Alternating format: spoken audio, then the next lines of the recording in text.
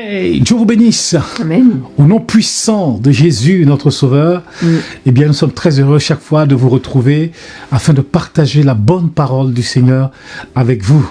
Amen. Et nous sommes très heureux encore aujourd'hui. Bonjour Madame Kwaku. Bonjour Pasteur. Dieu vous bénisse. Amen. Merci Seigneur de bénir, Seigneur, tes enfants encore ce matin. Nous voulons te remercier pour tout ce que tu fais. Tu es le merveilleux. Tu es celui qui nous a délivrés de la mort et tu nous as sauvés par grâce, par le moyen de la foi.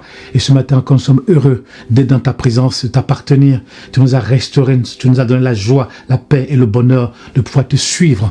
Merci Seigneur de bénir mon frère, bénis ma soeur, bénis tous ceux qui nous écoutent dans le nom précieux de Jésus. Amen. Vous savez que moi et mon mari, c'est très important pour nous de vous apporter la saine doctrine. Amen. On bénit le Seigneur parce que nous avons été nos bases chrétiennes quand nous sommes venus à l'église. Nous avons eu de bons enseignants, de bons enseignements qui étaient basés sur les bases scripturaires. Bon, Amen. tout n'était pas parfait, mais on a eu les bases. Amen. Et ça, franchement, on bénit Dieu et que le Praise the Seigneur Lord. vous aide à aussi à avoir les bons enseignements qui vous donneront vraiment la nourriture nécessaire pour vos vies, pour vous fortifier, vous édifier et grandir en Christ. Alléluia. Amen. Et le titre de mon message aujourd'hui, c'est « Arrêtez vos rêveries, vos rêves ». Vous voulez qu'on interprète toujours vos rêves. Vous savez, quand on fait... Quand je vois des gens qui font des émissions sur les rêves, mais il y a tellement de monde. Il y a des gens qui veulent qu'on interprète leurs rêves. « Ah, pasteur, j'ai rêvé ça. Qu'est-ce que tu penses j'ai rêvé... on dirait... La chair me poursuivait. Voilà, on dirait Nebuchadnezzar, interprète mon rêve. On dirait en Égypte, interprète-moi. Mais nous sommes en Christ. Il faut toujours qu'on interprète leurs rêves. C'est comme s'ils ne sont pas en Christ, il faut qu'on interprète leurs rêves. Alors le titre c'est « Arrêtez vos rêveries, arrêtez vos rêves songes ». On vit dans une société, on vit dans un christianisme aujourd'hui où les chrétiens veulent toujours être bénis. Les chrétiens veulent recevoir. Les chrétiens veulent la faveur de Dieu. Ils veulent la prospérité. Ils veulent prendre. Ils disent, I receive. Quand le pasteur parle, il dit, I receive. Je reçois. Lorsqu'il y a des paroles de connaissance, des paroles de bénédiction, lorsqu'il y a des prophéties, ils disent, I receive. Tu vois l'église en mouvement. L'église qui commence à crier. Waouh! Tu vois les femmes qui tombent. Les gens qui se lèvent, qui commencent à crier, qui commencent à... Mais quand tu... Ah rouler, mais quand tu commences à enseigner, les gens ils sont là, ils te regardent, ils sont en train de penser à leur poulet qui est en train de cuire au four et tout ça là, mais ils écoutent même pas la parole de Dieu. À la fin, tu leur demandes, mais qu'est-ce que le pasteur a dit? Il ne se rappelle plus. Mais quand tu commences à dire, oh Seigneur a quelque chose pour toi, ma soeur, tu es dans la foule, je vois ce que le sorcier veut te tuer, en ta famille tu as été rejeté, tu as été abandonné, mais ton temps a sonné maintenant, je sais ce que Dieu veut, t'entends, commence à crier, commence à rouler par terre. Mais maintenant c'est ton année. Oui. Et vraiment, je vois que bientôt les portes vont s'ouvrir, surtout pour les sœurs, pour le mariage. Oui. Pour le mariage. Et vraiment, c'est ce que je vois pour toi. Ne te décourage pas. Oui. Mais cette année, c'est ton année. Wow. Tu vas tout avoir. Le travail, Oui. le mari, le ceci, le cela. Mais voilà, maintenant, tu dois vraiment faire quelque chose de spécial. Une offrande sacrificielle. Et ceux qui veulent donner 2000 euros, qui se mettent là, ceux qui veulent donner 3000 euros, vous vous mettez là, une offrande sacrificielle. C'est vrai, nous croyons à l'offrande sacrificielle, mais là, il y a des escrocs qui sont parmi nous, qui disent cette année, si tu veux avoir ton voyage, mets-toi ici. Si tu veux avoir ton visa, mets-toi là. Si tu veux avoir ton mariage, je vois que Dieu me montre que. Mais qu'est-ce que dit la parole de Dieu? On va prendre Jérémie.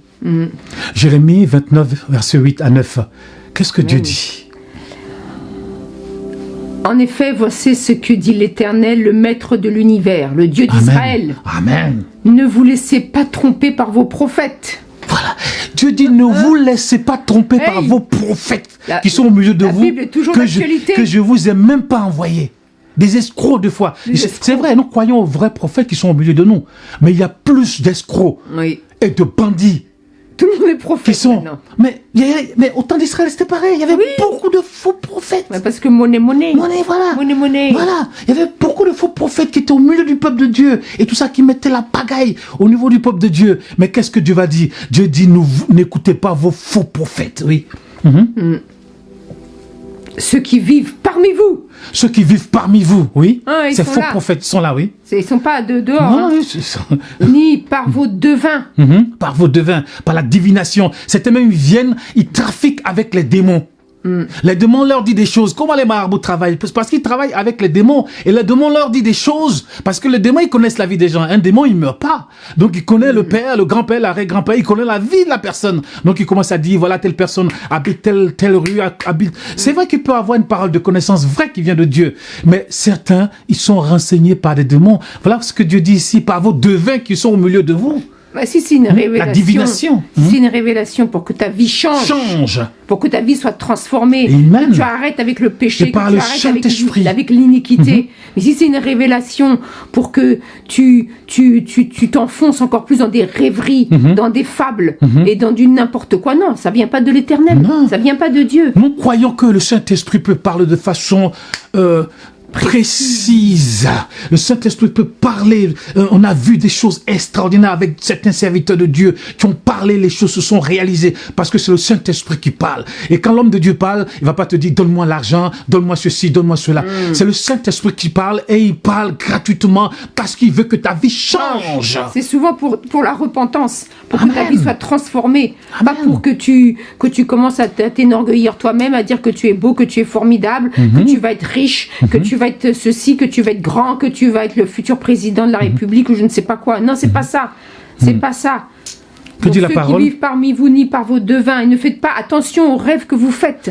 Voilà, Dieu dit ne faites pas attention aux rêves que vous faites. Arrêtez. Si tu as trop mangé le gombo, tu as trop mangé le foutu. Le soir surtout. J'ai rien contre, mais tellement ils mangent tellement la viande, le foutu, la banane, et le soir ils rêvent ils sont lourds, ils rêvent à certaines choses, et après ils viennent dire au pasteur, interprète mon rêve. Certains ils font attention à tous les rêves. Mais qu'est-ce que Dieu dit? Dieu dit ne faites pas attention à tous ces rêves que vous faites. Vous devez vous rapprocher de la parole de Dieu. C'est là Dieu parle. On vit dans une société où maintenant ils veulent que les gens parlent sur leur vie. Oui, ton heure a sonné maintenant. Dieu a quelque chose pour toi. Je vois une sœur, je vois un frère dans la salle. Puis c'est toujours le même truc, tu as beaucoup souffert. Bah oui, tout le monde a eu des souffrances. Hein, exactement. C'est pas une révélation. Même un enfant de 5 ans peut dire ça. Hein. Voilà. Et puis, en fait, nous, ce qu'on a constaté aussi, c'est que ces personnes-là qui veulent interpréter les rêves ou qui veulent pousser les chrétiens à rêver, c'est comme on en discutait, c'est encore mieux pour les manipuler. Parce que quelqu'un qui vit dans la réalité, quelqu'un qui vit dans la vérité de la parole, il se fait pas manipuler. Il se fait pas manipuler. C'est un homme mature, une femme mature, un homme rempli de sagesse, rempli d'intelligence, qui est basé sur la parole de Dieu, sur la foi. On marche par la foi et non par la vue, dit Paul. Mais maintenant, on a des chrétiens qui veulent rêver. Parce que leur réalité ne leur plaît pas. Mais ils veulent rêver comme ça. Eh bien, ces scrocs-là, ils leur disent c'est bien de rêver, ils peuvent les manipuler comme ils veulent. Frère, nous, en tant que chrétiens, la chose que Dieu veut, c'est d'apprendre à le connaître, à connaître Dieu. Amen. À marcher avec lui, à marcher tous les jours avec lui, à s'approcher de Dieu, à changer de vie, c'est ce que Dieu veut. Mais aujourd'hui, les chrétiens, qu'est-ce qu'ils veulent? Ils veulent la bénédiction. Ils veulent être bénis. Ils veulent les miracles. Ils veulent les prophéties. Comment autant l'Israël, c'est ce qu'ils veulent. Oui. Dieu dit, mais il faut que vous changez. Ah non, faut que vos vies changent. La seule chose, que ce soit dans l'Ancien Testament, dans le Nouveau Testament, la seule chose que Dieu voulait, c'est que la vie des gens change. Que leurs conditions changent. Que leur situation change. Parce que, à la suite de ce verset, Dieu dit, j'ai un plan d'amour. Et non de malheur, un plan de paix pour vous, un plan de restauration, un plan de bonheur, un plan de joie, un plan d'allégresse pour vous, afin que vous soyez heureux. C'est ce que Dieu veut. Mais les gens, au lieu de s'approcher de Dieu, au lieu de marcher avec Dieu, ce qu'ils veulent, c'est l'élévation. Ils veulent être élevés, ils veulent être la puissance. Moi, j'ai vu encore un commentaire d'un frère là qui a dit, vraiment, on doit jeûner pour avoir la puissance. C'est quoi ça? C'est des rites magiques ou quoi? Qu'est-ce que c'est que ça? C'est pas écrit dans la Bible qu'il faut jeûner pour être plus puissant. J'ai dit, mais attends, donnez-moi un seul verset, ou alors je connais pas bien ma Bible, mais donnez-moi un pasteur. Est-ce qu'il y a un seul verset de Paul, de Pierre ou de Jacques qui a dit, bon, maintenant pour avoir plus de puissance. En fait, quand Dieu dit dans sa parole, dans l'Ancien Testament, il dit que celui qui veut se glorifier,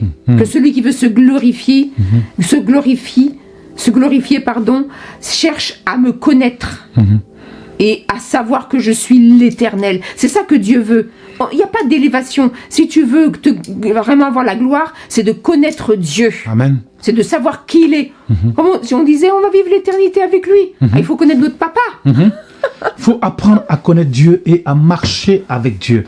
Et j'ai vu que, parce que moi j'ai fréquenté aussi la communauté blanche, j'ai fréquenté la communauté africaine, mais dans la communauté africaine, il y a une certaine légèreté de la parole. Les gens, comme dans la communauté africaine, tout ce qui est écrit ne s'intéresse pas beaucoup, alors ils veulent que les gens parlent sur leur vie. Donc des petits malins, ils ont compris ça. Donc ils arrivent, ton heure a sonné, je vois que Dieu t'a souffert dans ta vie, le marabout, le sorcier a fait ça, voilà, ton mariage cette année, c'est ton année, ainsi de suite. Je vois qu'il y a une femme dans la salle, elle a telle maladie, ainsi de suite. Le Seigneur dit que, c'est vrai qu'il peut avoir ça. Je comprends que le Seigneur peut parler de façon extraordinaire, mais c'est un petit malin, on fait de ça un fonds de commerce, un big business. Et la vie des gens ne change pas. Certains disent, cette année tu vas te marier, on est en décembre bientôt. Mais il n'y a pas de mariage. Alors les gens sont paniqués. Les gens sont complètement... Mais le pasteur a dit que je vais me marier cette année. Mais il n'y a rien, comment se fait-il? Le pasteur dit que je vais avoir mon visa. Mais il n'y a rien. Le pasteur dit que je vais voyager. Mais je suis encore au village ici. Qu'est-ce qui se passe? Le pasteur a dit que je serai béni. Mais... Franchement, et vous croyez que les gens du monde, vous croyez que ceux qui réussissent, vous croyez vraiment qu'ils rêvent? Les gars, c'est des réalistes. Ils ont les pieds sur terre. C'est des gars pragmatiques qui réussissent. C'est pas des rêveurs. C'est pas des songeurs. Ils connaissent la réalité du terrain, ils connaissent la dureté. Mais les chrétiens ne veulent plus vivre, ne veulent plus comprendre quelle est la dureté. Quelle est la dureté de la vie. Ils veulent des rêves. Alors, il y a des enseignements maintenant, beaucoup dans ce sens. Beaucoup. Quel est le rêve? Où est le rêve que le Seigneur a mis dans ton cœur? Je te dis, mon frère, ma sœur, le Seigneur a... Évidemment, les rêves que les chrétiens ont dans leur cœur, si on les interroge, quel est ton rêve? Si ça pouvait être, vraiment mon rêve, c'est vraiment que le Seigneur me transforme, que je sois de plus en plus sanctifié et proche de Dieu, que vraiment il y a un changement dans ma vie, que j'abandonne le péché, que j'abandonne l'égoïsme, que j'abandonne la jalousie, que j'abandonne ça, Oui, non, oui, ça vraiment, si ça, là c'est bien, là, mais c'est pas un rêve là. Mais quand on interroge les chrétiens, c'est pas ça qu'ils veulent. C'est les rêves, les mêmes choses que les gens du monde. Et ça, comme on dit, il y a des petits rusés qui l'ont compris. Et c'est malheureusement, ça marche. Ça marche du tonnerre, ce genre de message. Mais arrêtez, réveillez-vous là. Arrêtez de rêver. Vous allez rêver et votre vie, la vie passe très vite. Vous rêvez, le matin, le jour où vous vous réveillez, ça va faire très mal. Et vous allez dire, mais pourquoi le Seigneur m'avait... Non, c'est pas le Seigneur qui t'a dit. C'est pas le Seigneur qui t'a dit. C'est soit l'enseignement bidon ou toi-même qui t'es mis ça dans ton cœur. Mais c'est pas le Seigneur. Et là, beaucoup de chrétiens vivent dans des rêves.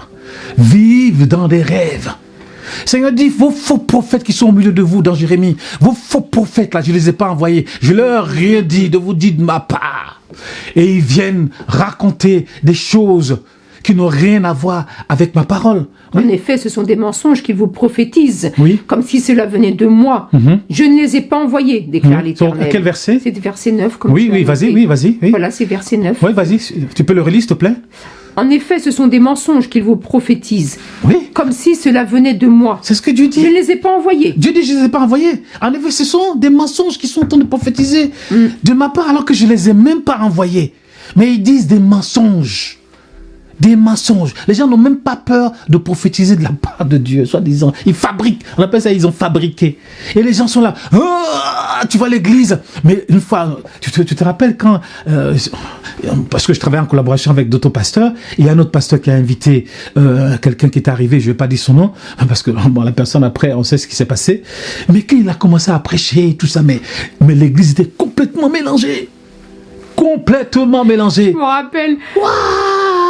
Je me rappelle où on donnait des enseignements et tout ça, on devait se dire, oh Seigneur, vraiment, nous les enseignements qu'on a. Mais quand le gars il est venu en une après-midi, Et tu sais comment ils font? Le gars, il arrive bien sapé, machin, tout ça. GM Weston. Regardez, ma chaussure GM Weston. Machin, c'est ça. Moi aussi, j'ai GM Weston. Ma montre Rolex. Regardez ça. Ma chaîne en or. Et puis, ma veste, regardez. Ma veste et ceci. Et ça, les gens, ils aiment ça. Et ça brille, ouais. Mais toi, tu arrives de façon humble, les gens, ils s'en fichent de toi. Alors, quand il va commencer à prêcher, voilà, il dit, voilà, telle sœur, ton nom est ceci, voilà ce que le Seigneur a pour toi. Je sais que cette année. Je me rappelle très bien. Moi, je te dis, tu vas rouler en Hammer. Pendant les Champs-Élysées. Tu vois tes Weston. Et là, on s'est dit, bon, tous les jours, 98% des chrétiens dans la salle se sont levés. Et là, c'est là qu'on se dit, en tant que pasteur, le Seigneur te dit, hey, regarde tes gars, là. Regarde tes gars. Regarde ce qu'ils sont. Tes gars. Parce que des fois, on se fait, nous, en tant que pasteur, en tant que serviteur de Dieu, on se fait des illusions. Le Seigneur dit, ok, je vais t'envoyer quelqu'un. Tu vas aller voir. Tu vas voir tout de suite. Tu vas avoir la maturité spirituelle. Tu vas avoir ta Mercedes. La Mercedes, tu vas descendre les Champs-Élysées. La BM, la Mercal. La Mercal. Ainsi de suite. Les gens commencent à crier, tout ça. Ça criait. Voilà. Et ça, c'est les hommes, ça. Après, les femmes, tu vois, ton mariage, ça va être cette année. Ton enfant, l'enfant, Dieu va te donner un enfant. Wow. Tu le vois, je les vois, vous roulez par terre. Seigneur, t'as vu tes gens là. Depuis longtemps, tu les enseignes, non? Tu pensais qu'ils étaient mûrs. Voilà, maintenant, aujourd'hui, je te montre que il n'y a rien, comme on dit au pays, il y a fouille dedans. Ça sonne creux. Je me rappelle comme si c'était hier. Tu étais là, non? Toi-même, t'as vu? Mais moi, j'étais tellement blasée, enfin, entre guillemets. Je suis allé prendre le micro. Je suis sortie de la salle, moi, j'étais là, j'étais dans la cour. Et l'église, j'étais, mon Seigneur, tu es tout puissant. Je dis, c'est pas possible. Et on était nombreux, hein. Et je comprends Paul qui a dit, vraiment, je crois que j'ai travaillé en vain. Il a dit ça aux Galates. Il a dit, je crois que j'ai pleuré en vain. Et j'ai travaillé en vain. Parce que ce que je vois aujourd'hui, je pense que c'est un résultat vraiment que je ne m'attendais pas. Parce qu'il fallait que quelqu'un, seulement un faux prophète vienne ici, et je vous vois en train de rouler par terre. Un faux Jésus. Un faux Jésus, un faux évangile. Et je vous vois en train de rouler par terre, et en train de sauter partout, en train de crier partout. Paul dit, mais je crois avoir travaillé en vain, mes frères. Vraiment, je suis déçu. Ouais, parce que le Seigneur a dit à Paul, toi, tu crois, je vais t'envoyer quelqu'un, tu vas voir tes Galates là. Tes Galates là que tu aimes bien, tout ça, que tu n'arrêtes pas de me dire qu'ils sont formidables, qu'ils sont matures, et tout ça, qu'ils ont tout compris. Attends, je vais t'envoyer quelques faux prophètes là-bas. Non. Oh, que Dieu nous aime. Que Dieu nous aime. Et que Dieu nous aide aussi, je dirais. Parce que vraiment, moi, je te dis que moi, je suis né dans l'église, hein. Je suis né dans l'église et j'ai vu tellement de choses. J'ai vu tellement de choses. Mais dans le milieu pentecôtiste, dans le milieu charismatique, il y a tellement de folie. Oui, c'est un désordre. Un désordre total. Les gens, ils viennent à l'église, ils ne se laissent pas transformer par Dieu, ils ne se laissent pas changer par Dieu. Et ils vont voir les faux prophètes, ils vont voir ceci, ils vont voir ceux-là, des gens qui n'ont même pas la connaissance de la parole. Ils ne savent pas ce que c'est que les vérités fondamentales de la parole de Dieu. Et ils vont voir des gens qui les blaguent, qui les manipulent. Ils disent, bon, tu es venu me voir, donne-moi ceci, donne-moi 2000 €. Et puis je vais prier pour toi, une prière spéciale pour toi. Mais et tu verras, tu seras changé. C'est que vous pouvez critiquer les enseignants qui disent ça, mais c'est vous les chrétiens qui êtes responsables. Parce que vous allez vers ce genre de personnes. Alors que des fois, quand vous avez des bons enseignants qui vous disent la vérité, comme là, dans Jérémie, ils ont rejeté Jérémie, ils se donnaient eux-mêmes des faux prophètes. C'est vous les chrétiens qui êtes responsables de vos choix, de vos vies, pour pas dire, oui, c'est l'enseignant. Parce que quand il y a des vrais enseignements, la parole scripturaire, la parole de la vérité, vous voulez pas écouter. Vous voulez pas écouter, vous voulez des gens qui expliquent vos songes, vos rêves. À la fin, qu'est-ce qui s'est passé? Il a fallu que le peuple soit déporté. Oui. Le peuple a été déporté. Dieu ne pouvait plus rien faire avec eux. Il ne pouvait plus rien faire avec eux. Ils ont été déportés pour qu'ils comprennent un petit peu. Et des fois, les chrétiens, il faut qu'ils passent par la souffrance pour comprendre. Et des fois, il est déjà trop tard. Ta vie est finie. Ta vie est déjà finie. Tu peux pas retourner en arrière. Parce que quand tu passes des années à rêver, tu arrives à 40, 50 ans, mais c'est fini. C'est fini. Il n'y a pas la machine à remonter dans le temps. Hein. Ça, c'est dans les films, ça, la machine à remonter dans le temps. Back to the future. Non, il n'y a pas ça. Hein. C'est trop tard. Alors qu'il faut que tu sois mature, que tu dises, bon, voilà, il y a telle situation, comment je peux faire dans telle situation. Réveillez-vous, quoi. Arrêtez ça. Et vraiment, je dis vraiment, Seigneur, mais je l'ai tellement vu, que ce soit ici en France, que ce soit aux États-Unis, que ce soit en Afrique, tu vois les mêmes personnes, les mêmes prototypes de chrétiens qui sont toujours là, en train d'attendre qu'on dise ceci sur eux. Mais vous avez la parole de Dieu qui vous enseigne. Pratiquez la parole de Dieu, mettez la parole de Dieu en pratique. Et ainsi, Dieu vous bénira. Arrêtez de rêver, vos rêves là, vos rêveries. Et arrêtez de vouloir être élevé tout le temps, d'être glorifié, d'être je sais pas qui, monsieur, madame, un tel ou une telle. Là, 97%, 98% des chrétiens auront une vie normale, entre guillemets. Tu auras au travail, tu fais le travail le mieux possible, soit un père ou une mère de famille le mieux possible, qui glorifie Dieu, qui élève bien ses enfants, soit un chrétien vraiment qui ne fait de mal à personne, qui essaye de faire de mal à personne, qui est bon envers les autres. Déjà, ça, c'est merveilleux. Et arrêtez, quoi. Arrêtez tout ça. Vos élévations, vos glorifications personnelles, vos ambitions égoïstes. Arrêtez. Amen. J'ai vu beaucoup d'Africains ici en France. C'est moi, ça fait 30 ans, plus de 30 ans que je suis en France. Et j'ai vu beaucoup d'assemblées. Je suis allé dans beaucoup d'assemblées. Quand je suis arrivé, la première église que je connais, c'était une église zaïroise, parce que c'était le Zaïre avant et tout ça. Mais le désordre dans les églises, le désordre. Après, j'ai connu une église, parce qu'ils se retrouvent en communauté. Hein. Ils se retrouvent en communauté et tout ça. Et il y a des faux prophètes là qui sont au milieu d'eux, tout ça, et qui prophétisent ceci, cela. Mais tu viens, la vie des gens n'a pas changé. Non. Tu vas faire 10 ans, tu reviens, les gens n'ont pas changé. Va à Paris. Va les rencontrer dans les mêmes cités, ils sont toujours là. Oui. La vie des gens n'aura pas changé. Même ce sera pire même. Pire encore. Parce que on voit je te dis, la plupart des femmes là qui étaient à l'église là, parce qu'il y a plus de femmes que d'hommes, ils ont prophétisé sur leur vie jusqu'à, il n'y a rien eu. Qu'est-ce qu'elles font? Elles vont dans le monde. Elles vont faire des enfants là-bas. Et puis un jour elles arrivent, on voit les enfants. Elle dit, pasteur, il faut prier pour mes enfants. Mais qu'est-ce qui s'est passé? Le mari, il est où? Il n'y a pas de mari. Et on fait les enfants. Qui est responsable de tout ça? Alors les chrétiens eux-mêmes sont responsables et leurs faux prophètes sont responsables aussi. Ils ont blagué les gens. Et les gens eux-mêmes se sont laissés faire blaguer dans les rêveries. Toi, tu veux l'enseigner la véritable parole de Dieu, mais les gens n'écoutent pas. Non. Regarde, on fait des vidéos, les gens, ils viennent, simplement, ils écoutent. Au lieu de commenter pour dire vraiment que Dieu vous bénisse, que Dieu vous encourage dans vos enseignements, les gens, ils viennent. Tu sais qu'ils regardent peut-être quoi, 1 minute, 2 minutes, et puis ils s'en vont. Oui, parce mais on ne prophétise pas de bêtises. Voilà. On leur dit la vérité. On leur dit voilà comment il faut vivre en tant qu'enfant de Dieu et tout ça. Non, ça les intéresse pas. Mais nous aussi, on peut faire la comédie, hein, mais on ne le fait pas par crainte de Dieu, mais on peut dire n'importe quoi aussi. Hein, on ne le fait pas par la crainte de Dieu. Moi, je peux faire la comédie. Moi, j'arrive dans une église, je suis quelque et tout ça. Je dis, voilà, je vois que, voilà, il y a une soeur qui est ici, il y a un frère qui est ici, voilà, et ton heure a sonné. Tu as attendu telle chose. Dieu dit maintenant que cette année, c'est ton année. Yeah. Et ainsi, tu commences à dire des paroles, tu commences à dire, soit ça, comme une prophétie, soit comme des paroles de connaissance. Et tu commences à dire. Et les gens, c'est sûr que ça va. Il y a plusieurs personnes ça va toucher la vie de quelqu'un, quoi qu'il arrive. Tu vois? Et alors que, vraiment, les gars, ils sont en train de raconter que des bobards. Le Seigneur dit, je leur ai rien dit de vous dire. Et après, on voit que les choses. Ça se réalise pas. Dieu vient voir le. Le pasteur dit, mais écoute, c'est parce que tu n'as pas eu assez de foi. Voilà, tu n'as pas eu assez de foi. Tu pas eu assez de foi. Voilà. Si tu n'as pas ton mariage là, c'est parce que tu n'as pas cherché non plus. Tu n'as pas. Voilà, tu n'as pas eu assez de foi. Donc, c'est pas de ma faute, hein, tu sais bien. C'est pas de ma faute. Voyez. Donc, on a tellement vu des cas.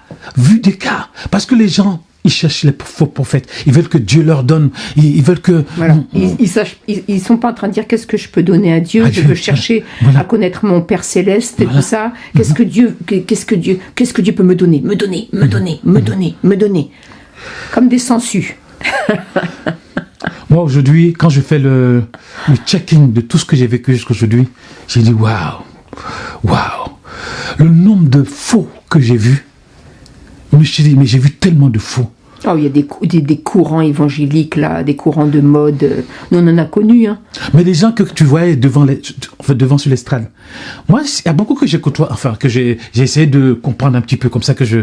Mais quand tu vois leur vie, toi-même, tu te dis, waouh, c'est lui-là qui prêchait, là C'est lui-là qui prophétisait, là. Moi, je ne suis pas là pour le juger. Mais tu te dis, mais c'est pas possible. Les gens, ils sont venus pour faire un commerce ou quoi? Oui. Ils sont venus pour racketter les gens, prendre l'argent des gens et partir. Qu'est-ce qu'ils sont venus faire? Ils cherchent le bien des gens, ils cherchent pour que la vie des gens soit changée.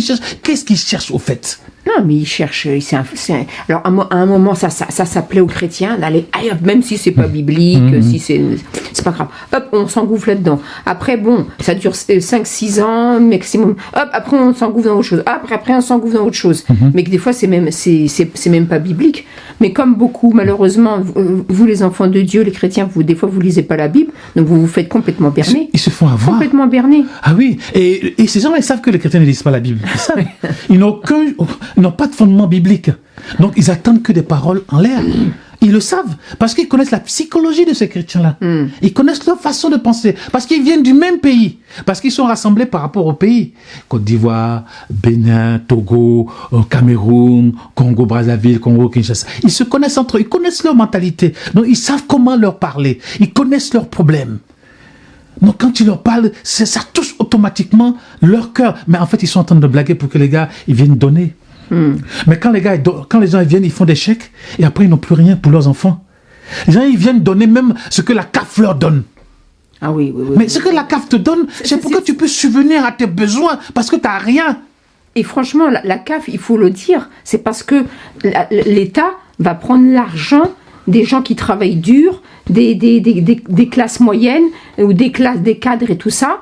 C'est pour payer ton loyer, c'est pour aider tes enfants. C'est pas pour que tu dises la CAF m'a donné 1000 euros, je cours vers le prophète, je lui donne les 1000 euros de la CAF. Non. Après, ils n'ont rien. Ils ne peuvent même plus nourrir leurs enfants. Ils ne peuvent même plus acheter du lait. Ils ne peuvent plus acheter de quoi manger. Mais ça, c'est encore de la folie. C'est de la folie pure. Oui. Bon, Dieu ne te demande pas ton argent de la CAF. Non. Après, tu ne peux pas nourrir tes enfants. Dieu ne t'a jamais demandé ce que tu n'as pas. Dieu ne te demande pas ce que tu n'as pas. Voilà. Et la CAF, ce n'est pas tes revenus, ça ne t'appartient pas. Oui. C'est une aide que donne c'est une aide de l'État. Et c'est... Parce que tu es pauvre, Oui. pour que tu puisses subvenir à tes besoins primaires. Et on ne peut pas prendre l'argent qui doit subvenir à tes besoins primaires pour que tu puisses manger, t'habiller, te déplacer, pour faire autre chose. Dieu ne te demande pas cela. Et donc on voit beaucoup de chrétiens pauvres dans les cités qui sont là. Rien ne bouge. Oui. Tu vas, tu viens. Ils sont toujours au même endroit. Rien ne bouge. Et ils sont là. Ils se font blaguer. Ils se font blaguer. Par des enseignements. Tu vas devenir quelqu'un. Tu ne seras plus jamais invisible. Tu ne seras plus jamais invisible. Tu ne seras plus jamais le même. Tu ne seras plus jamais ceci. Mais les réunions passent. Mais le lundi matin, quand tu te réveilles, t'es toujours, tu travailles toujours dans ton boulot. Et des fois, le patron, quand il passe, il sait même pas comment tu t'appelles. T'es toujours invisible. Mais c'est pas ça. L'important, c'est au niveau de Dieu, c'est ce que Dieu voit dans ta vie. Et le Seigneur a dit de toute façon qu'on sera la lumière du monde. Amen. On est la lumière du monde. Mais ça ne veut pas dire que tout d'un coup, que le patron va venir vers toi. Oui, tu vas devenir le futur cadre. Tu n'auras pas le futur cadre si tu fais pas des formations, si tu travailles pas dur, si tu fais pas des heures supplémentaires, si tu fais pas comme les gens du monde. C'est une réalité. Il faut travailler. Dans ce monde, il faut travailler dur pour t'en sortir. Dieu va pas t'aider si tu fais rien de ta vie.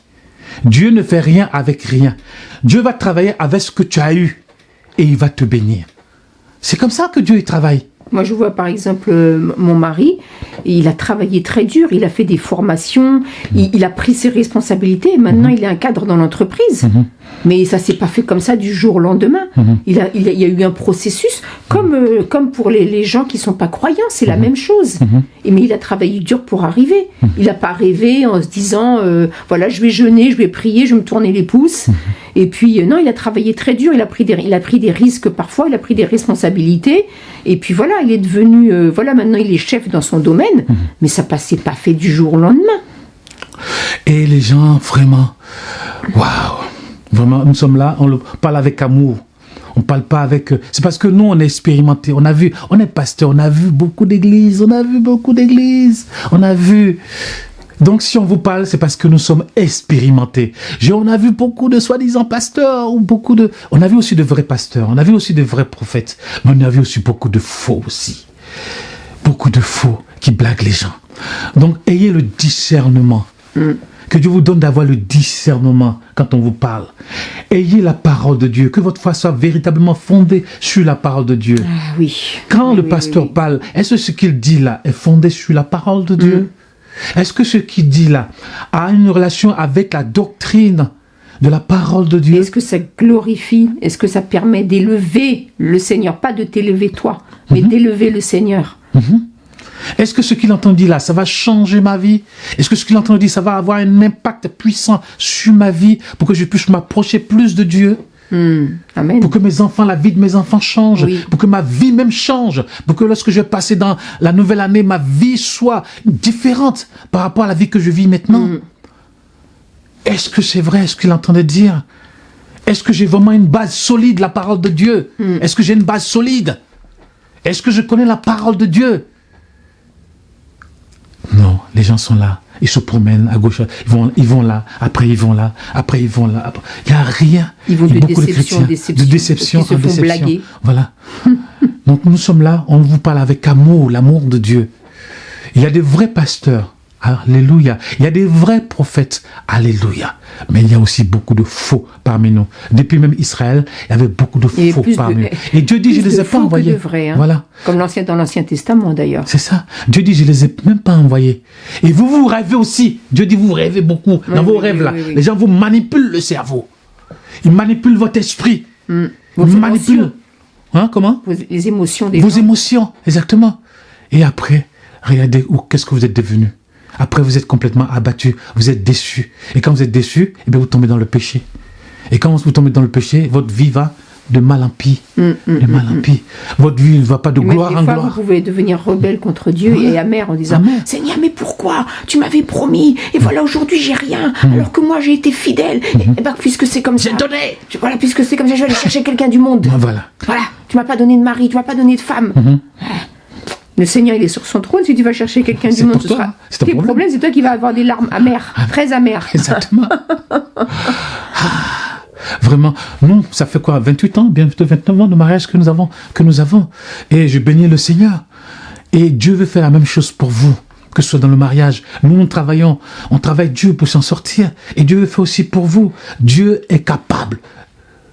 Il est capable de faire des choses extraordinaires dans la vie des chrétiens. Mais il veut que tu marches sérieusement selon sa parole.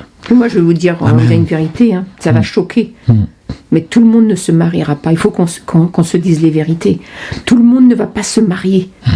Donc, qu'est-ce que tu vas faire si tu vas pas te marier? Tu vas abandonner le Seigneur? Tu vas être rebelle contre Dieu? Moi, je connais des gens dans ma famille, ils n'ont pas été mariés, mais ils continuent à s'accrocher au Seigneur, à servir Dieu. C'est une réalité. C'est une réalité. Il faut le dire. Mais c'est pas pour ça qu'il faut abandonner Dieu.